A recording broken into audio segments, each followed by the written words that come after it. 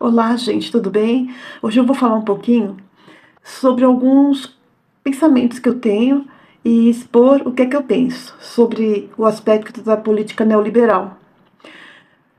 Quando eu tinha lá meus 20 anos, hoje eu tenho 59, em 1986, a gente tinha aqui no Brasil a VASP, a Varig, a Cruzeiro, a Transbrasil. Tinha uma série de companhias aéreas aqui que hoje nós não temos mais. Eu vou explicar para vocês como é que isso se deu, como é que aconteceu de nós ficarmos como estamos hoje. E para isso eu vou falar um pouquinho da política neoliberal. Vamos imaginar que nós passamos 20 anos em época de ditadura completamente alheios ao conhecimento político real do que estava acontecendo no nosso país. Quando houve a abertura, logo em seguida o PSDB tomou conta do Brasil todo por muitos anos. Então, o PSDB fez várias coisas.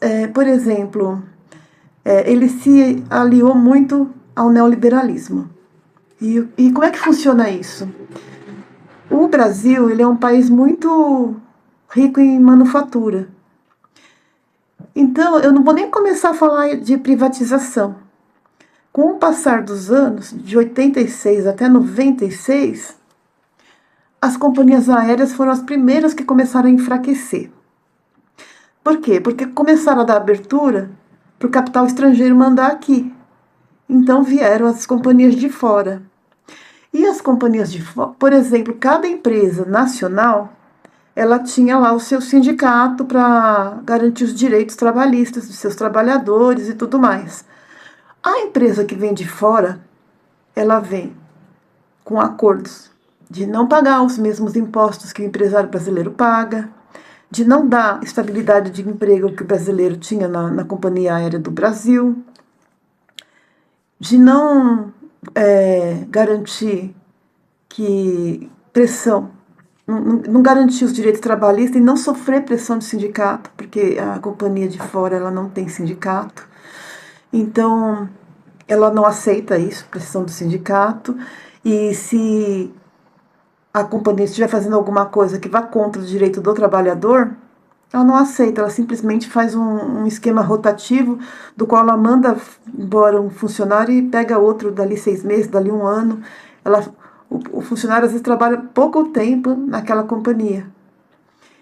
E a companhia que já estava aqui no Brasil, essas que eu citei, elas não tiveram as mesmas condições de igualdade para com as companhias de fora. Então, elas faliram, porque delas foi cobrado todos os direitos trabalhistas e para os seus trabalhadores e cobranças altíssimas de impostos que a companhia de fora não cumpre. E isso acontece também na privatização. Eu vou dar um exemplo. A Vale do Rio Doce foi privatizada. Todo mundo fica falando de Marajá, de cabide de emprego, de tudo mais. Até na época que o Collor ganhou, foi com promessa de acabar com os Marajás e não acabou nada. Ele fez o que fez e acabou saindo fora com impeachment. A Vale do Rio Doce foi vendida e a partir do momento que ela foi vendida, quem comprou foi estrangeiro. O estrangeiro entrou aqui, explorou Brumadinho, explorou a cidade de Mariana, acabou com a cidade, acabou com as vidas que ali estavam, tirou minério pra caramba, pegou muito da nossa manufatura, levou embora e vidas se perderam e nada aconteceu. Nada aconteceu. É por isso que eu sou contra a privatização, porque o capital estrangeiro entra aqui, compra a empresa e faz o que quer, deixa o trabalhador daqui sem emprego, porque se a empresa de fora for pressionada, ela fala, eu vou deixar o seu brasileiro sem emprego, vou colocar gente do meu país aqui. Além de tudo, tem isso também, quando a empresa ela é privatizada, eles colocam pessoas do país deles para trabalhar aqui. Assim foi na companhia telefônica lá que, né, as antigas teles, né? Os maiores cargos foram dados para as pessoas de fora, né? Espanhóis, portugueses, italianos. As teles foram divididas né? Foi feita a ampla concorrência. Antigamente, tudo se engatinhava também. Hoje, muitos serviços daqui do Brasil são fornecidos por empresas de fora. E as pessoas que ali dentro dessas empresas trabalham, elas não têm estabilidade nenhuma, elas são mandadas embora assim a cada 6 meses. E então, isso é a política neoliberal. Você mora num país subdesenvolvido, o país de fora, a elite de fora, entra aqui, compra o seu país, né?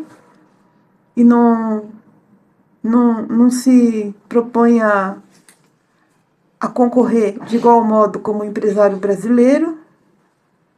E o que acontece é que as empresas daqui de dentro, elas quebram, elas não conseguem competir com o capital estrangeiro, sendo que eles não estão concorrendo de igual modo, eles não pagam os mesmos impostos, eles não seguem as mesmas exigências. Então, assim, não se trata de você ser de direita ou de esquerda, se trata de você ser contra todo esse sistema, né? Uma vez eu peguei um Uber com uma moça e a moça não sabia por que alguns países têm tanto medo dos Estados Unidos. Porque eles, se você não fizer o que eles querem, simplesmente eles podem entrar aqui, bombardear seu país e deixar você amíngua, sem nada. E quanto mais empresas de lá entrarem aqui, o brasileiro pode pensar assim, vai ter mais emprego. Só que as melhores vagas eles dão para as pessoas de lá do país deles. E o brasileiro fica com emprego rotativo.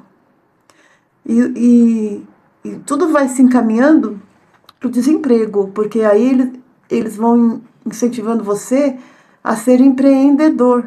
Ou seja você mesmo, o seu próprio patrão. Abra uma microempresa individual, pague você os seus impostos, você tem que gerir a sua vida e ter lucro e se manter.